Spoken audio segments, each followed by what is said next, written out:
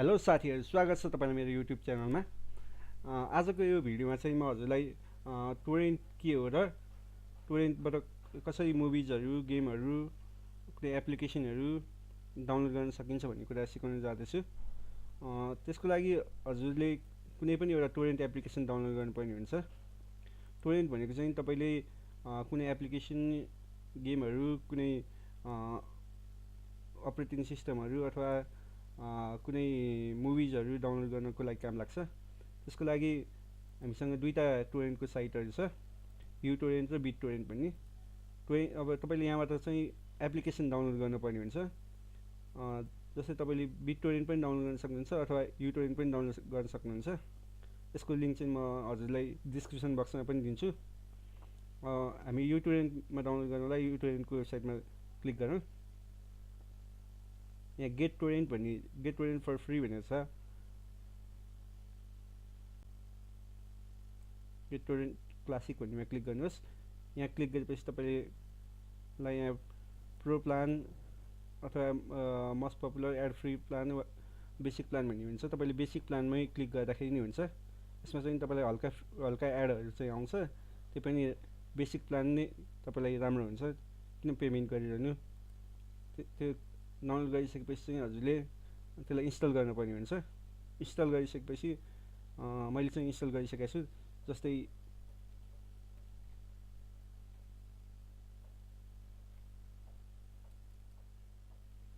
Install गरिसकेपछि यो application open गर्दाखेरि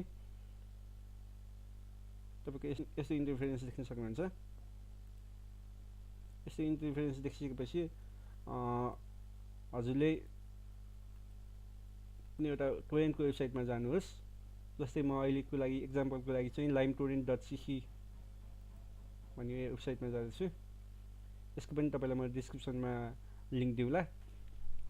यसमा तपाईँले अब कुन चाहिँ मुभी डाउनलोड गर्न चाहनुहुन्छ, जस्तै द एक्सियम भन्ने मुभी म यो डाउनलोड गर्न चाहन्छु भने यसमा क्लिक गर्नुहोस्। यसमा क्लिक गरिसकेपछि यहाँ म्याग्नेट टोरेन्ट भन्ने तपाईँले देख्न सक्नुहुन्छ।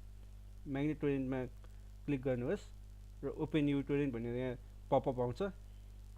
यो ओपन यु टोरेन्टमा क्लिक गर्नुहोस्। त्यसपछि तपाईँलाई यहाँ अब फाइल साइज कति हो सबै देखाउँछ। अब तपाईँले कुन चाहिँ फोल्डरमा के अरे यो राख्न चाहनुहुन्छ, डाउनलोड गर्न चाहनुहुन्छ, यहाँ क्लिक गरेर तपाईँले त्यो पनि चुज गर्न सक्नुहुन्छ। अहिले चाहिँ म यसको डिफल्ट डाउनलोड फोल्डरमै राख्दैछु र ओके थिच्नुहोस्। त्यसपछि तपाईँले देख्न सक्नुहुन्छ यो डाउनलोड हुन स्टार्ट गरिसकेको छ। यहाँ तपाईँले इन्फोमा तपाईँको डाउनलोड स्पिडहरू पनि देख्न सक्नुहुन्छ। कति एमबी डाउनलोडेड भयो, अब तपाईँलाई कति टाइम रिमेनिङ छ पनि देख्न सक्नुहुन्छ। यो तपाईँले अहिले यसमा डाउनलोड स्पिड 1.8 Mbps भइरहेछ भने अपलोड स्पिड 2.4 kbps भइरहेछ, यो पनि मजाले देख्न सक्नुहुन्छ। त्यसपछि तपाईँको यो यहाँ डाउनलोडिङमा देखाइरहेछ। यो कम्प्लिट भइसकेपछि सिडिङमा आउँछ।